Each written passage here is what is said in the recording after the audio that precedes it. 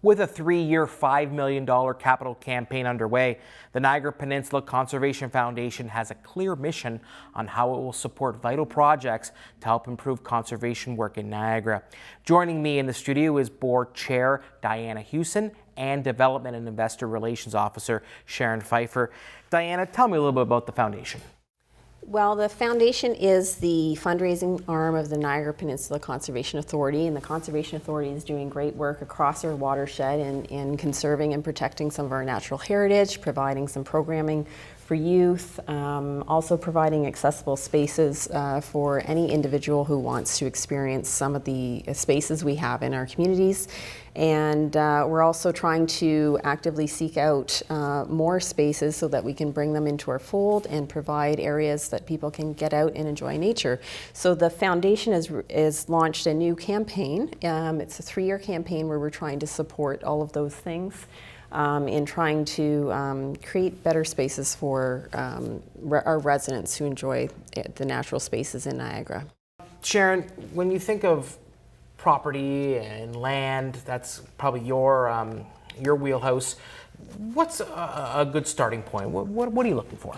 Well, I want to say the campaign is called Nature for All, for always, and it really touches on the idea that nature is all around us, and we want to be able to appreciate it forever, and we want everyone to be able to appreciate it. And a lot of the land in the Niagara region, and our watershed goes all the way through to parts of Hamilton and Haldimand County. I want to make sure that people know we are that wide reaching, and a lot of that land is privately owned, and so we need to be able to look to families and individuals and businesses that have really ecologically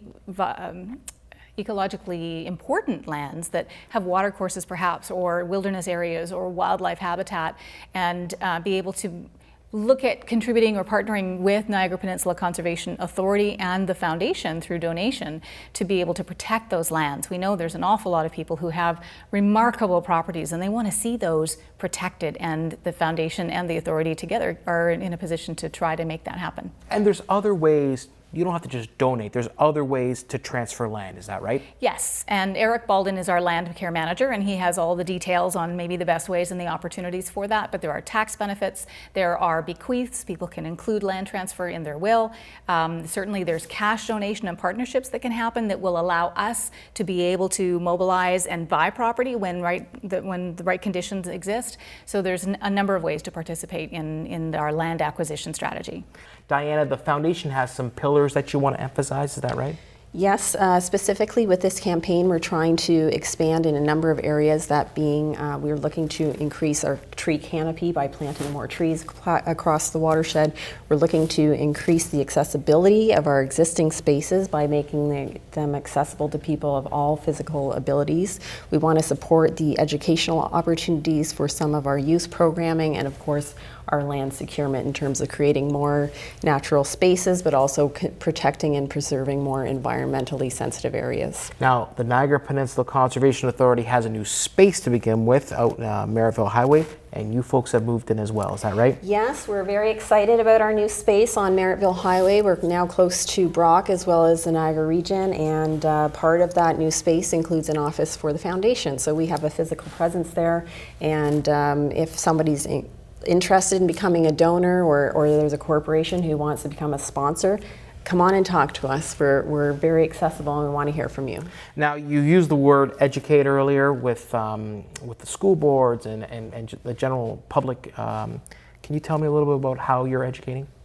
So we do collaborate with the local school boards in terms of providing some space for local natural education, but we also provide some youth programming, and so a lot around camps and throughout summer programming. So we provide opportunities for youth in order to interact with nature and learn about our natural spaces, if you will, trying to develop the next generation of environmental leadership.